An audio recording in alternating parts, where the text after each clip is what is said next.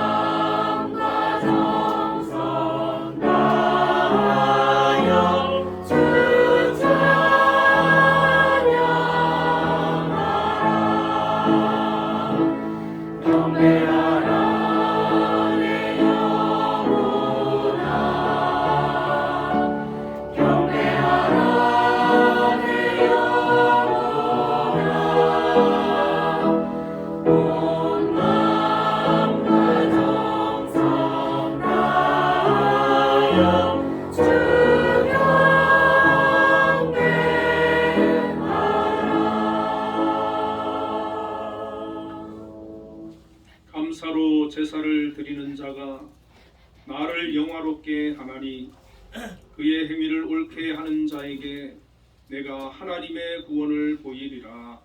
아멘. 하나님 아버지, 은혜와 사랑을 감사합니다.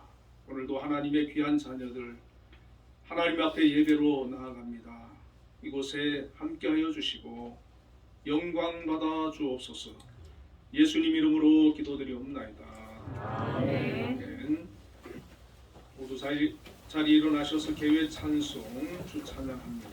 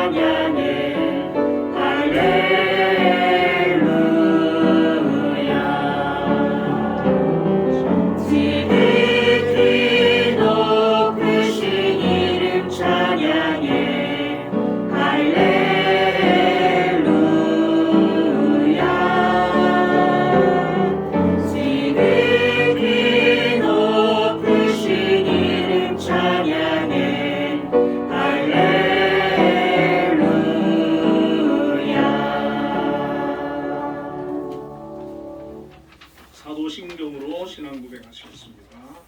전능하사 천지를 만드신 하나님 아버지를 내가 믿사오며 그 외아들 우리 주 예수 그리스도를 믿사오니 이는 성령으로 잉태하사 동정녀 마리아에게 나시고 본디오 빌라도에게 고난을 받으사 십자가에 못 박혀 죽으시고 장사한 사흘 만에 죽은 자 가운데서 다시 살아나시며 하늘에 오르사 전능하신 하나님 우편에 앉아 계시다가 저리로서 산자와 죽은 자를 심판하러 오시리라.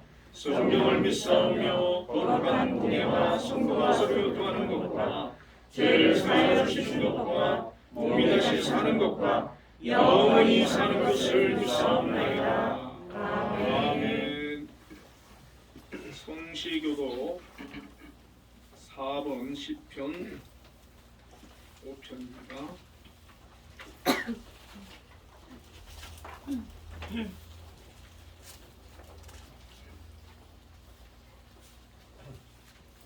여호와여 나의 말에 귀를 기울이사 나의 심정을 헤아려 주소서. 나의 왕 나의 하나님이여 내가 부르는 소리를 들으소서. 내가 주께 기도하나이다. 여호와여 아침에 주께서 나의 소리를 들으시리니 아침에 내가 주께 기도하고 바라리이다. 주는 죄악을 기뻐하는 신이 아니시니 주와 함께 머물지 못하며 오만한 자들이 주의 목전에 서지 못하리이다.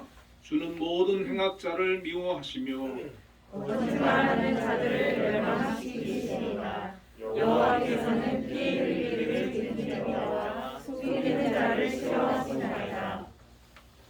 오직 나는 주의 풍성한 사랑을 힘입어 주의 집에 들어가 주를 경외함으로 성전을 향하여 예배하리이다.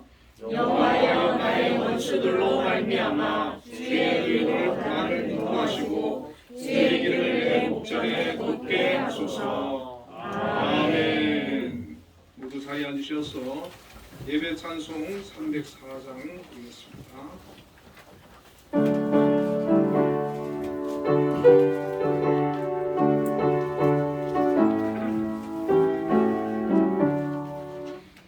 대신 하나님의 사랑 말로 다 영영 못하네. 저 높고 높은 별을 넘어 이 낮고 낮은 땅 위에 죄범한 영혼 구하려 그 아들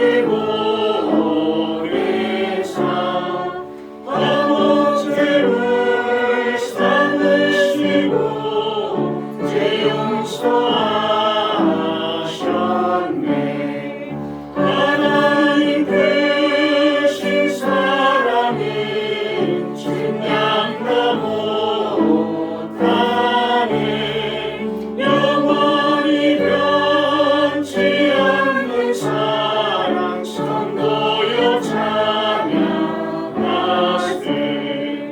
외로운 시절 지나가고 땅 위에 영화 쇠할 때 주 잊지 않던 영혼들은 큰 소리 외쳐 울어도 주 있는 성도들에게 그 사랑 내부사 우리의 죄 사했으니 그의 이실까. 하나님 되신 사랑은 증량다 못하네. 영원히 변치 않는 사랑 선보여 찬양하세. 하늘을 두루마리 삼고 바다를 먹물 삼아도 한없는 하나님의 사랑 다 이뤄갈 수 없겠네. 하나님의 크신 사랑 그 어찌나 있을까. 저 하늘 높이 사도 채우지 못하리. 하나님 되신 사랑은 증량다 못하네. 영원히 변치 않는 사랑 선보여 찬양하세.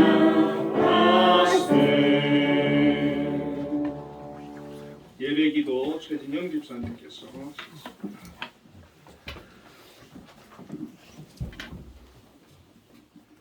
네, 기도드리겠습니다. 네. 한빛교회를 사랑하시는 하나님 아버지, 찬양과 영광을 올려드립니다. 오늘도 이렇게 교회에 모여 예배드리게 하심에 또한 감사를 드립니다. 지금 이 나라는 코로나로, 선거로, 사고로 혼란 가운데 있습니다. 코로나로 고통받는 사람들을 위로하시사 원망보다는 감사로 이 어려움을 이겨낼 수 있도록 인도하여 주시옵소서. 대통령 후보자들은 서로 헐뜯고 정책보다는 정쟁으로 혼탁한 것 같습니다. 부디 하나님께서 국민들을 깨우치사 거짓말하지 않고 국민을 위하며 본인 이속보다는 국민의 이익을 우선으로 하며 무엇보다 하나님을 경외하는 지도자가 선출될 수 있도록 인도하여 주시옵소서. 광주 건설 현장 실종자들을 지켜주시사 생존하여 구조될 수 있도록 인도하여 주시옵소서. 그 가족들 또한 위로하시고 희망 잃지 않게 하시고 기운 잃지 않게 힘 주시옵소서. 한빛 교회를 위해 기도드립니다.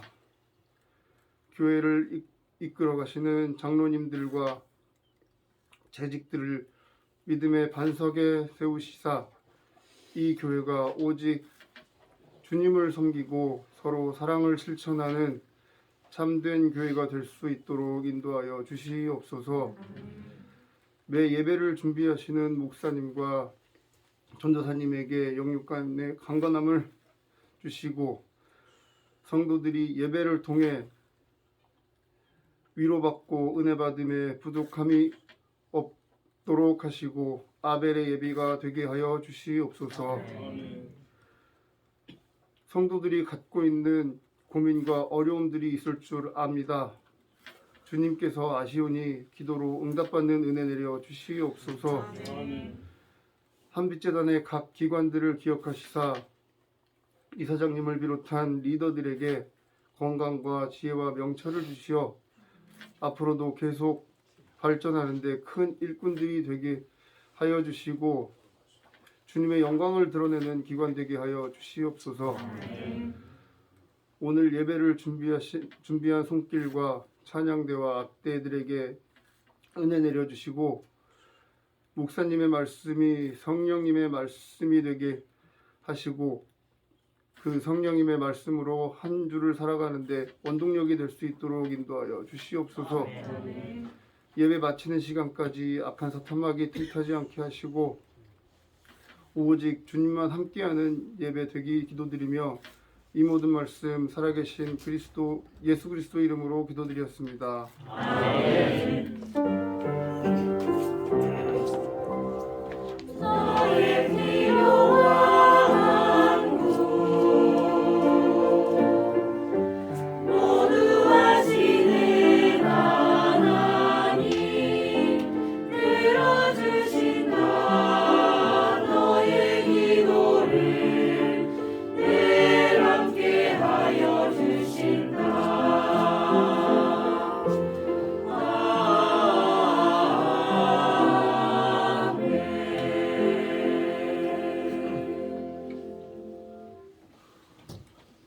오늘 우리에게 주시는 하나님의 말씀은 히브리서 9장 23절부터 28절까지 신약 362쪽에 있습니다.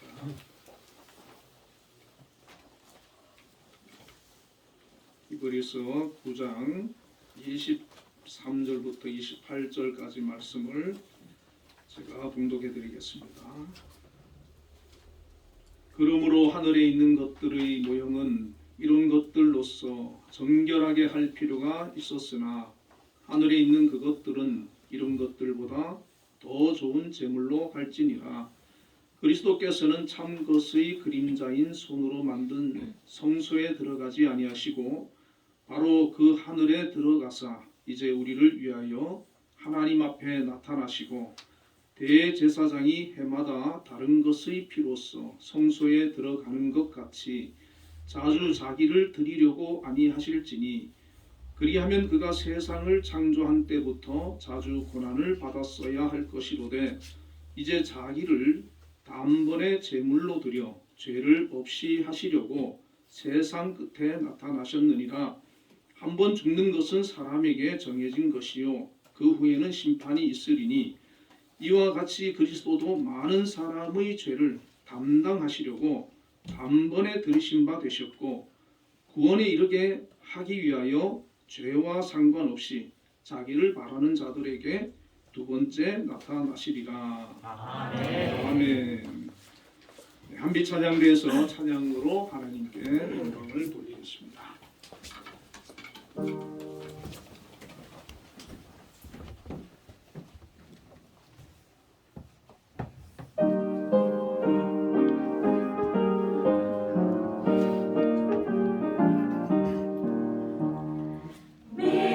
믿음으로 가리라. 주님 가신 고난의 길, 주님 말씀 붙잡고 승리하며 살아가리. 주님 앞에 나아가 무릎 꿇어 간구하고 겸손하게 주님 섬겨 새 힘을 얻으리라.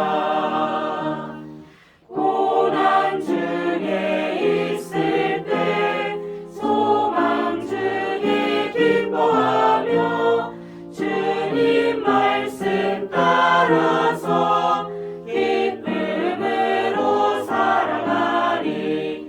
주님 앞에 나아가 무릎 꿇어 간구하고 겸손하게 주님 섬겨 새 힘을 얻으리라.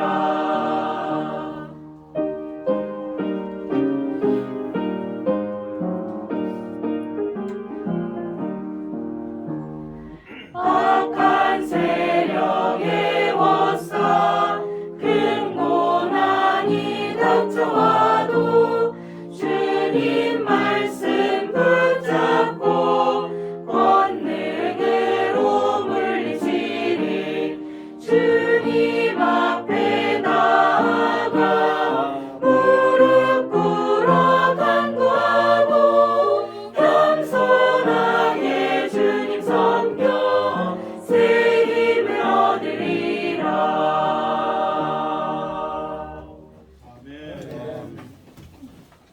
아멘. 감사합니다. 오늘 기도의 은혜를 많이 받았고요. 한빛 찬양대 귀한 찬양 감사합니다. 우리 옆에 분들과 인사를 한번 나누겠습니다. 우리는 죄 사함을 받았습니다.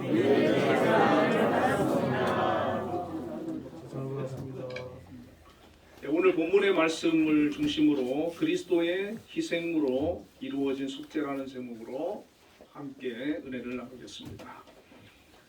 이 히브리서는 그리스도를 굳게 믿으라는 그런 권면의 서신입니다. 이 히브리서는 영적인 깊이에 있어서 신약 성경의 최고봉이다 이렇게 불리우는 그런 성경이기도 합니다. 오늘 본문은 아주 귀한 말씀입니다. 9장과 10장에 보면 그 죄 대속에 대한 그런 말씀들이 기록되어 있는데 오늘 본문은 또 그 중에서도 핵심적인 그런 내용이 담겨져 있습니다. 바로 이 말씀들을 통해서 기독교의 원리에 우리가 핵심을 알 수가 있습니다. 오늘 본문을 통해서 우리는 옛 언약에서 동물의 피로 제사를 드렸고 또 새 언약에서 그리스도의 피로 드린 제사를 잘 비교를 해주고 있습니다. 주님께서 왜 이 땅에 오셨는지, 왜 내려오시지 않으면 안 되었는지를 우리는 알 수가 있는 것이죠. 오늘 본문을 먼저 이해하기 위해서는 우리는 세 가지 정도의 선행 이해가 필요합니다. 하나는 원죄에 대한 이해고, 또 하나는 성막에 대한 이해이고, 다른 하나는 구약의 제사법에 관한 이해입니다. 여러분 원죄 다 아시죠? 창세기 그 3장에 보면 하나님께서 아담과 하와에게 따먹지 말라고 한 선악을 알게 하는 그 나무 열매를 아담과 하와가 따먹어 버리지 않습니까? 그로 인해서 우리 모든 인류는 원죄가 생기게 된 것입니다. 이 선악과를 따먹은 것이 어떻게 보면 별것 아니다 이렇게 생각할 수도 있는데, 그것은 하나님의 말씀에 불순종한 것이고, 그것은 어떻게 보면 그 언약이거든요. 하나님과 아담과 언약인데, 이 언약을 인간이 먼저 깨트려 버린 겁니다. 그래서 그것을 원죄라고 하는데, 이 죄는 불행하게도 그 아담의 후손들 모든 인류에게 계속해서 대대로 미쳐서 오늘까지 우리에게 이어오고 있다는 사실입니다. 그래서 로마서 5장 12절에 그러므로 한 사람으로 말미암아 죄가 세상에 들어오고 죄로 말미암아 사망이 들어왔나니 이와 같이 모든 사람이 죄를 지었으므로 사망이 모든 사람에게 이르렀느니라. 그렇게 말씀합니다. 우리가 태어나서 평생 한 번도 죄를 안 짓고 살 사람은 물론 없겠지요. 그러나 혹여 그렇게 살았다 할지라도 그에게는 원죄라고 하는 이 죄는 어떻게 해결할 방법이 없는 것입니다. 이 아담 한 사람이 지은 죄가 거기서 끝나지 않고 그 죄의 결과가 그 후손들에게 영향을 미쳤다는 것입니다. 자, 또 다른 하나는 구약의 성막에 대한 이해를 우리가 할 필요가 있습니다. 이 성막은 출애굽기 25장부터 31장에 자세하게 기록을 해놓고 있습니다.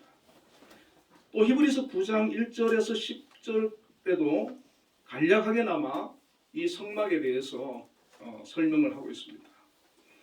이 성막은 하나님께서 당신의 백성들 가운데 함께 거하시기 위해서 모세를 통해 만들라고 명하신 하나님의 집입니다.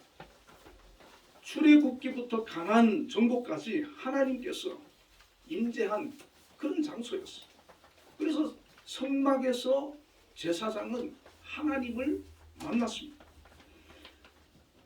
쉽게 말하면 이동될 수 있는 성전이라고 할 수도 있습니다. 이 성막은 길이가 45.6m, 폭이 약 22.8m였습니다. 그리 크지는 않지요. 뜰 사면은 휘장으로 이렇게 가리워져 있었고, 뜰 안에는 번제를 드릴 때 쓰는 번제단과 또 제사장이 손을 씻거나 제물을 씻는 그런 청동 물두멍이 그 뜰 안에 있었습니다. 잘 기억하십시오. 뜰 안에는 번제단과 물두멍이 있었습니다. 자, 뜰 안에는 또 성소가 있는데 목재 구조로 길이가 약 14m, 너비가 약 4m 정도 되는 그런 성소라는 것이 또 있었어요. 자, 이 성소를 들어가면은 오른편에 진설병상이 있습니다. 떡상이라고 합니다. 왼편에는 금등대가 있었고 휘장 바로 앞에 분향단이 있습니다. 세 가지가 있는 것이죠. 떡상이 있고 또 금등대가 있고 분향단이 있고, 이 성소 안에는 휘장이 있는데 그 휘장이 성소와 지성소를 구분하는 그런 휘장이었어요. 휘장의 두께가 한 10cm 정도 됐다고 합니다. 그러니까 굉장히 두껍지요. 그 휘장 안으로 들어가면 지성소가 있는데 거기에는 언약궤가 있어요. 법궤라고 그러죠. 이 언약궤 안에는 모세가 시내산에서 받은 10계명 두 돌판과 만나를 담은 금 항아리, 그리고 아론의 쌍난 지팡이가 그 언약궤 안에 담겨져 있었습니다.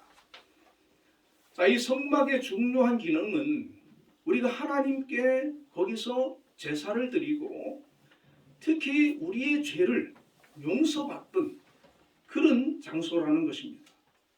성막을 하나님께서 우리에게 주신 그 구약시대에 주신 이유는 죄의 문제를 해결해 주시기 위해서 이 성막이라고 하는 것을 만들어 주셨다는 것입니다. 죄인들은 성막에서 동물의 피로 대속을 받아서 용서를 받을 수가 있었던 것입니다.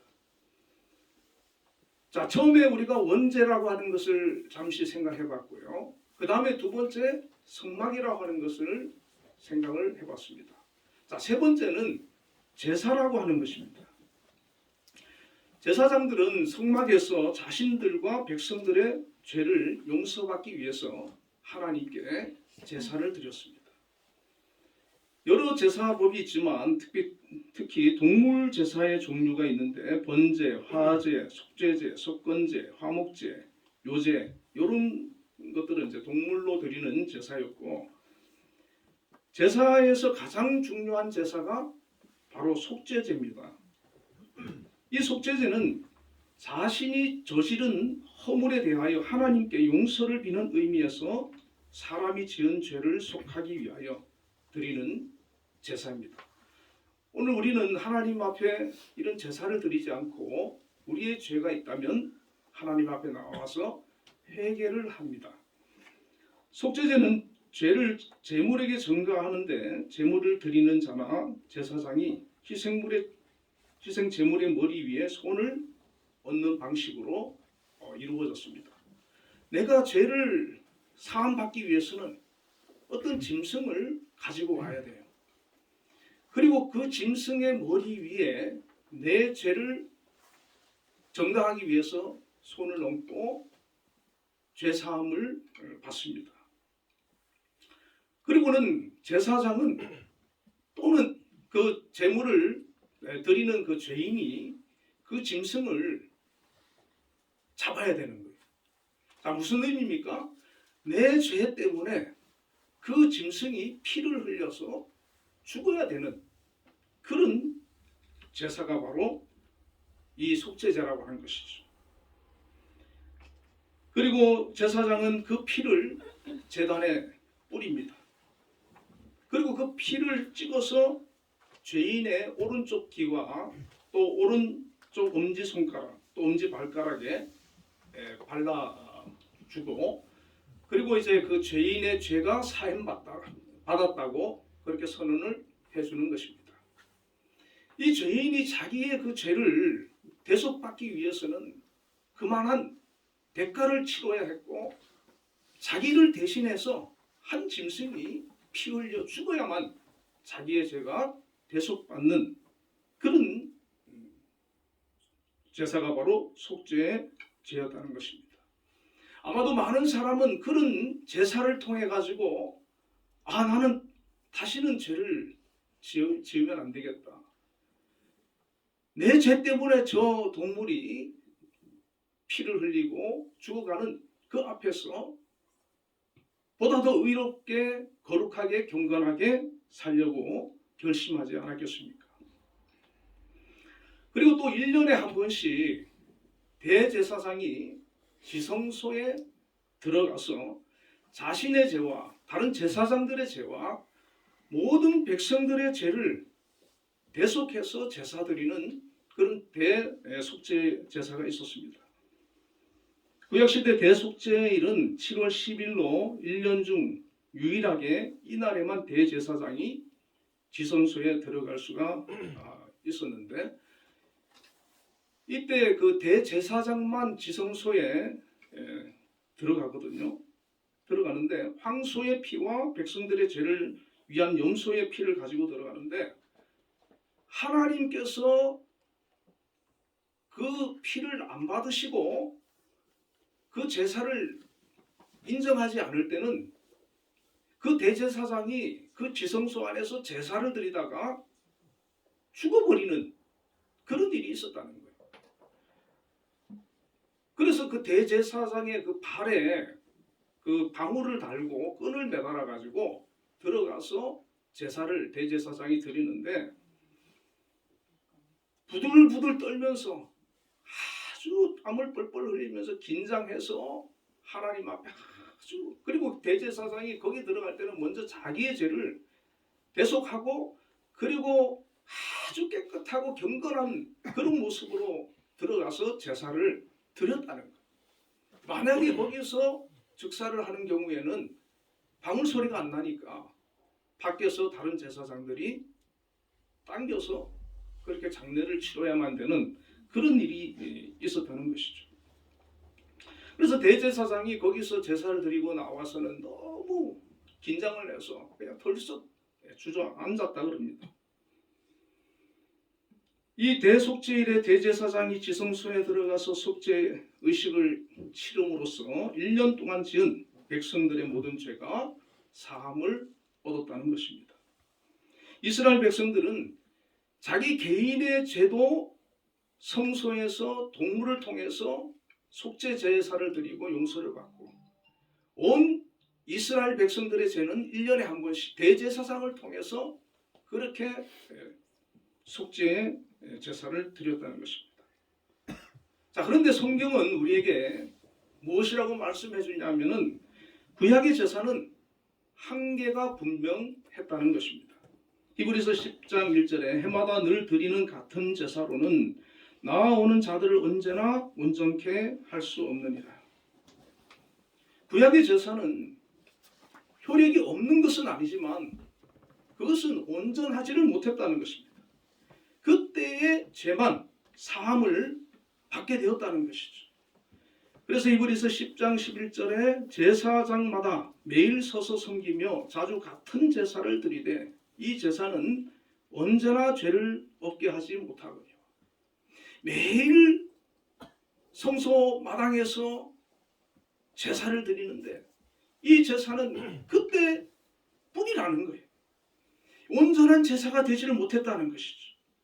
그래서 매번 죄를 지을 때마다 반복해야 되고 그 죄를 사함받기 위해서 수많은 짐승이 그 죄인을 대신해서 피 흘려 죽어야만 했다는 것입니다. 인간의 죄로 인해서 죽어야만 하는 그런 짐승들, 얼마나 안타까운 일입니까? 그래서 모든 죄를 단번에 영원히 해결하시기 위해서 예수 그리스도께서 대속 제물이 되시기 위해 이 땅에 오셨다는 것입니다. 히브리서 9장과 10장에서 바로 그 부분을 우리에게 말씀해주고 있는 거예요. 히브리서는 예수 그리스도의 십자가의 죽으심은 우리 죄를 속한 속죄제의 제물이 되셨다는데 초점을 두고 우리에게 말씀을 해주고 있는 것입니다. 성경 전체에서 우리가 가장 중요하게 생각해야 되는 사건이 있는데 그것은 바로 십자가의 사건입니다. 성경은 예수님의 십자가에 대해서 사복음서에서 우리에게 자세히 설명을 해주고 있습니다. 갈라디아서 6장 14절에는 그러나 내게는 우리 주 예수 그리스도의 십자가 외에는 결코 자랑할 것이 없다고 사도 바울이 말하고 있습니다. 자, 우리는 예수님을 믿으면서 무엇을 자랑하기를 원합니까? 내가 예수 믿으면서 어떤 것을 자랑하고 있습니까? 사도 바울은 십자가 외에는 나는 자랑할 것이 없다. 그렇게 고백을 하고 있는 것입니다. 십자가의 가치를, 십자가의 그 의미를 우리가 제대로 알고 바로 알면은 우리 또한 예수님을 믿으면서 내가 자랑할 것은 십자가밖에 없다라고 말하게 된다는 것입니다.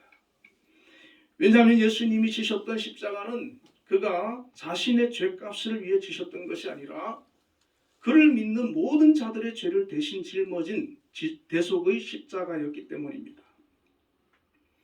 여러분, 십자가는 당시 죄인들을 벌주는 형벌 가운데 가장 고통스러운 그런 형벌이었습니다.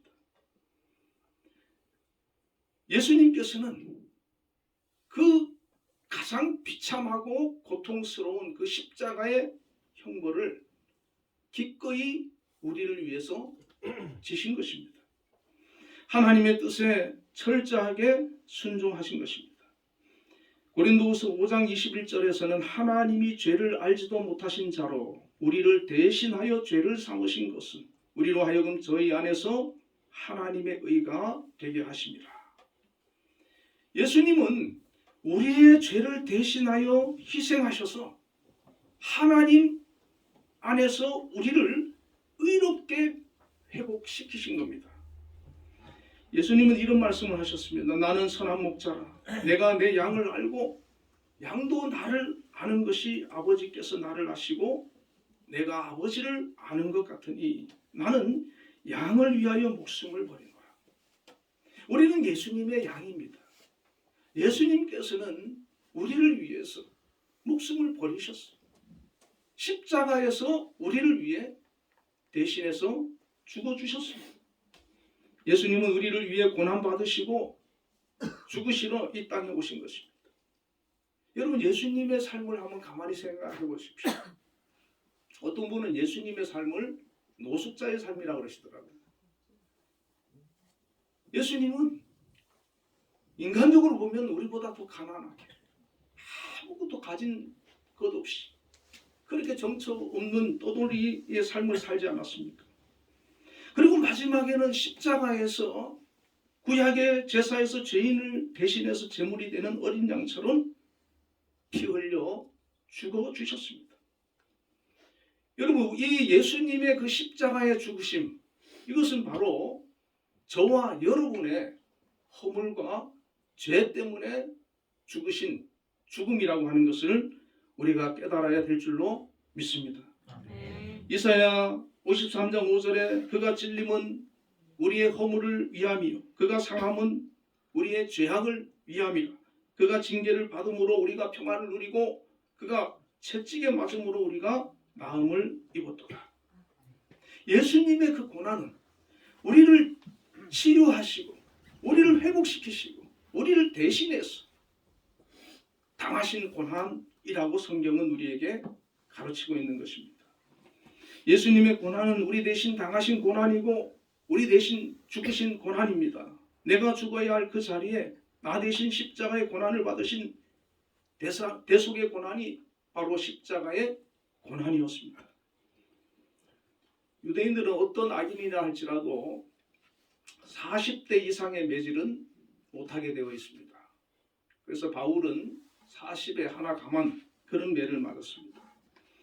근데 이 로마 병사들은 무지막지하게 그 채찍 끝에 갈고리를 매달아서 예수님의 등을, 몸을 수도 세아리지 않고 매질을 가했던 것입니다.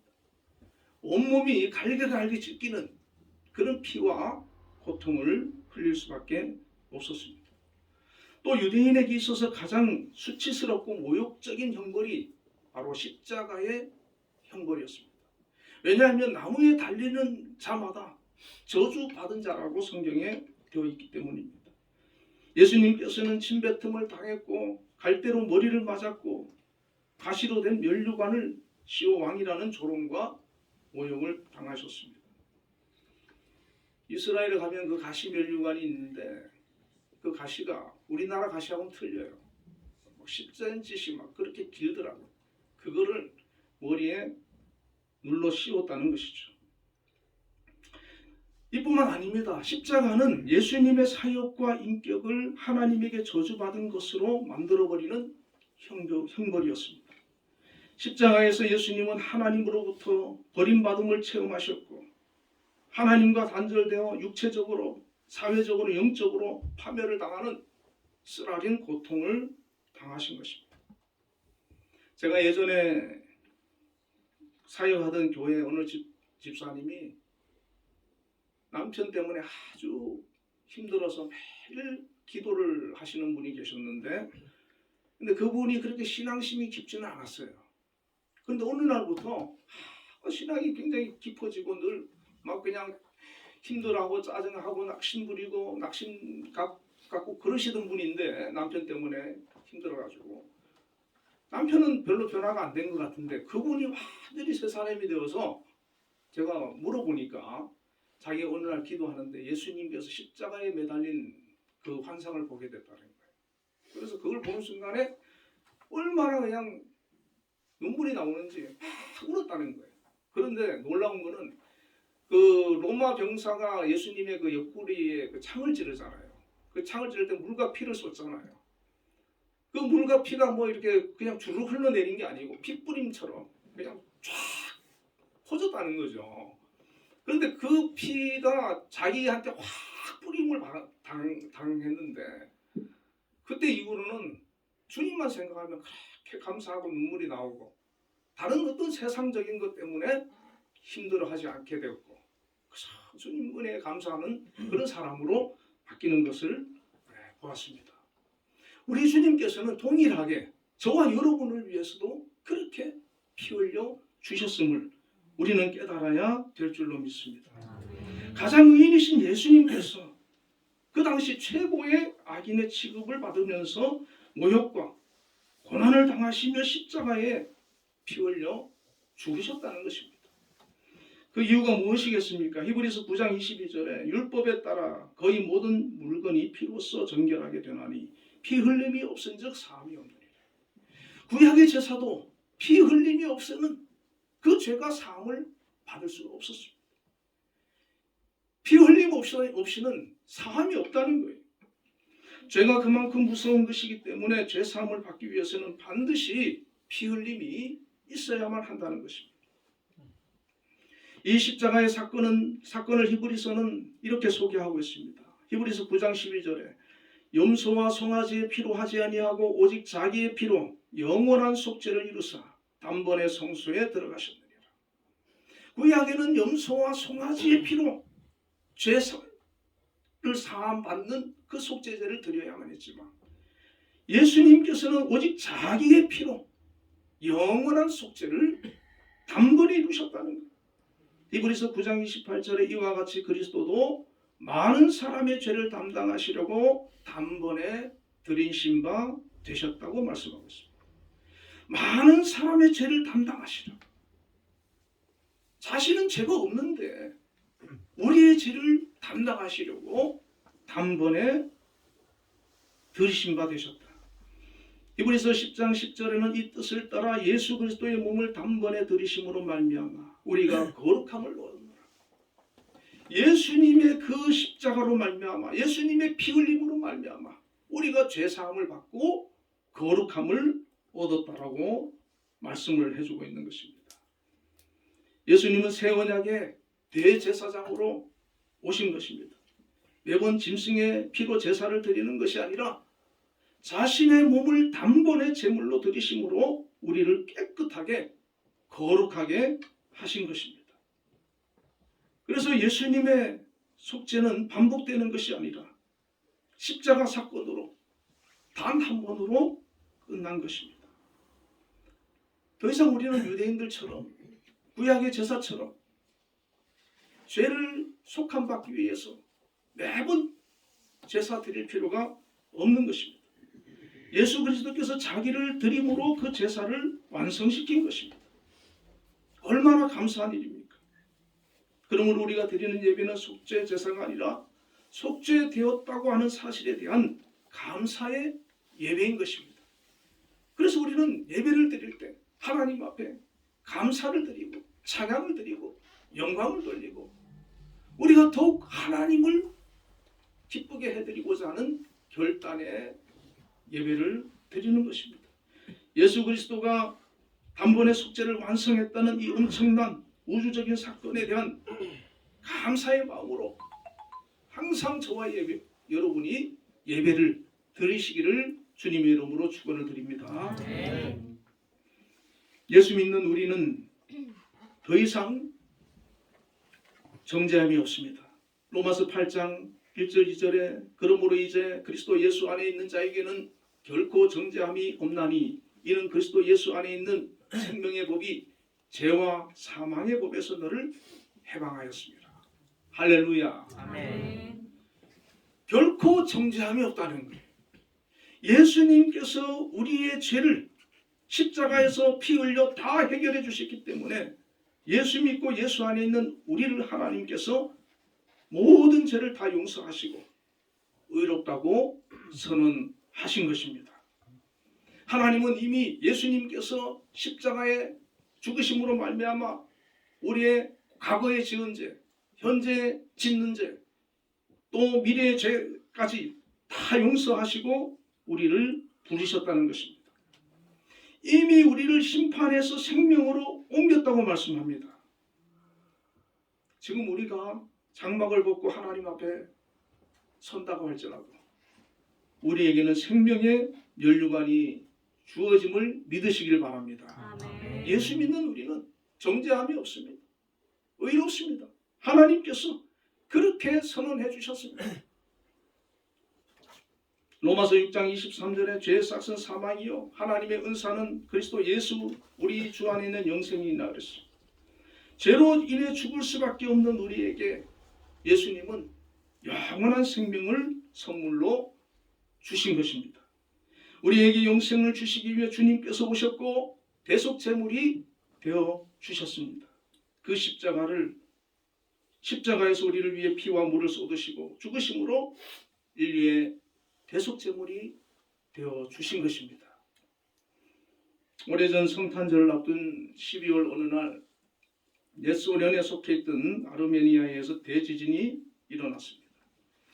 수많은 사람이 죽거나 부상을 당했습니다. 지금 광주에서도 공사 현장이 붕괴되어 가지고 아직까지 수습이 안 되고 있는 그런 상황 아닙니까? 그때 이제 4살 난 가이안이라고 하는 그 딸을 데리고 스잔나라고 하는 어머니가 그 붕괴 현장에 갇혀가지고 구조를 기다리고 있는데 구조가 더딘 거예요. 그래서 하루, 이틀, 3일 지나면서 이 아이가 점점 기력을 잃어가고 서서히 죽어가는 그런 상황이 되었어요. 아무것도 먹을 것도 없고 그때 이 어머니가 생각해내기를 예전에 TV를 보니까 조난당한 사람이 자기의 그 피를 다른 사람에게 이렇게 먹이면서 그 견디는 그런 TV를 본 적이 있어가지고 그 유리 조각을 구해다가 자기의 그 팔을 그어서 피를 계속 아이한테 먹인 거예요.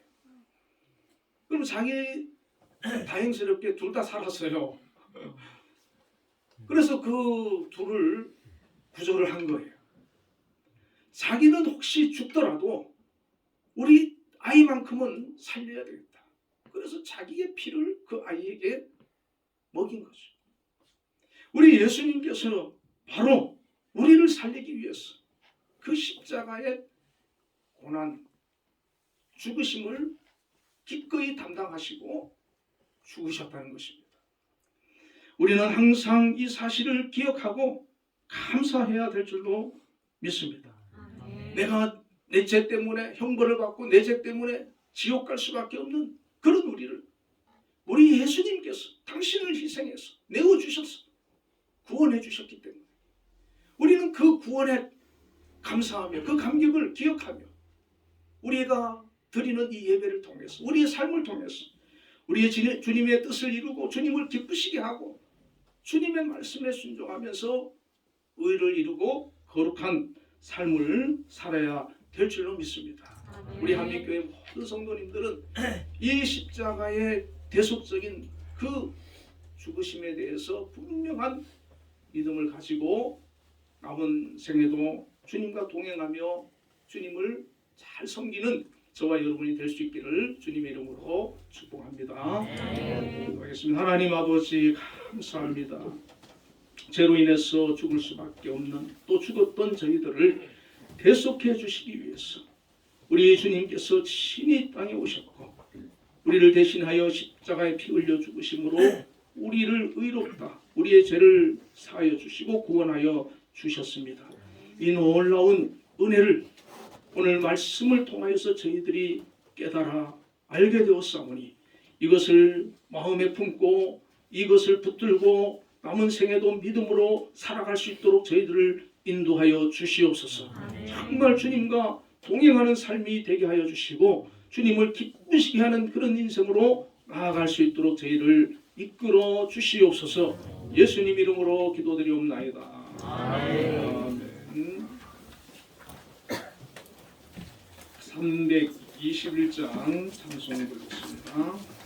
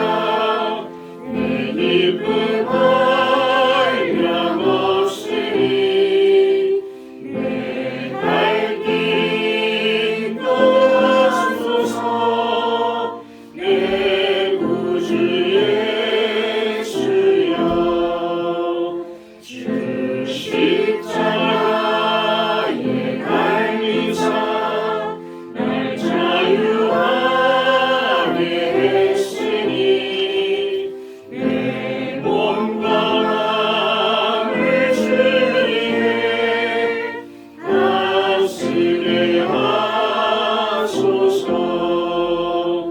나 구주 위에 살리라. 내 기쁨 한량 없으니 내 갈 길 인도하소서.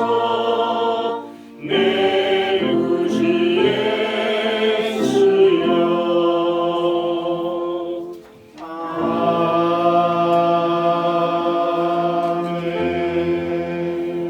아멘. 기도하겠습니다. 하나님 아버지, 은혜와 사랑을 감사합니다. 저희들에게 믿음을 주시고 구원의 자녀 삼아 주심을 감사합니다.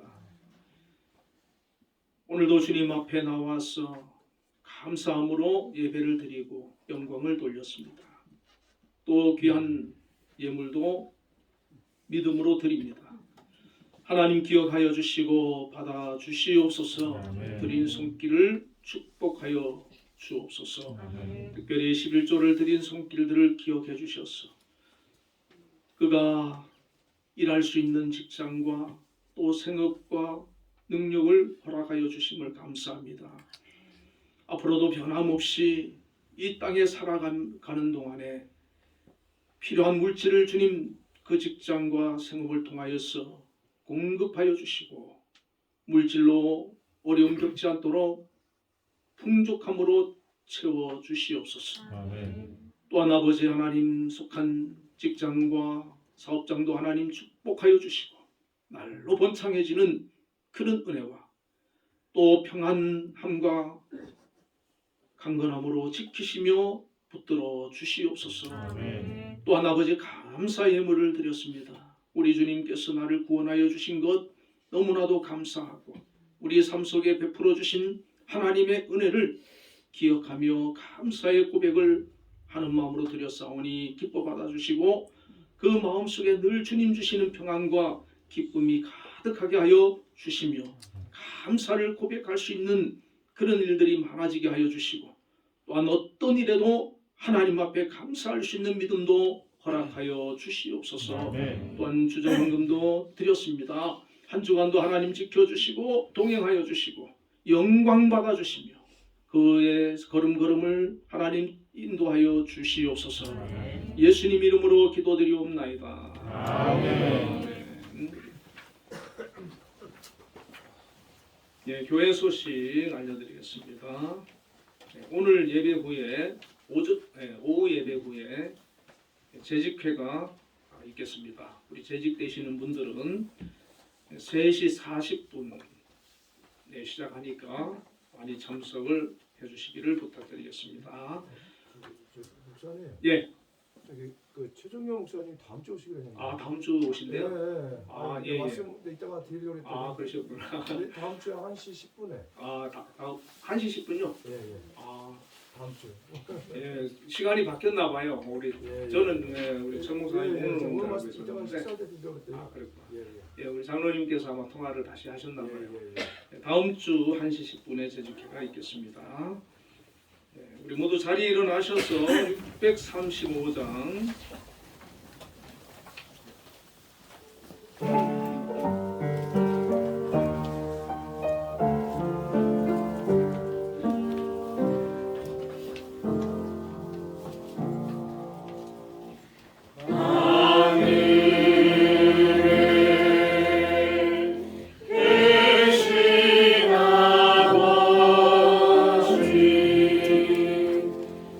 이름 거룩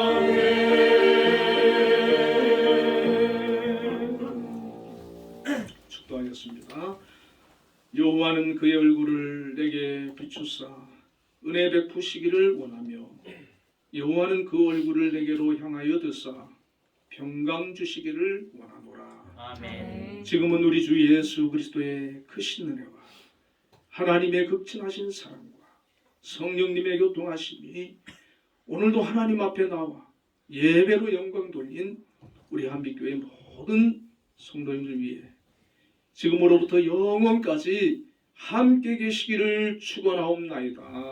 아멘.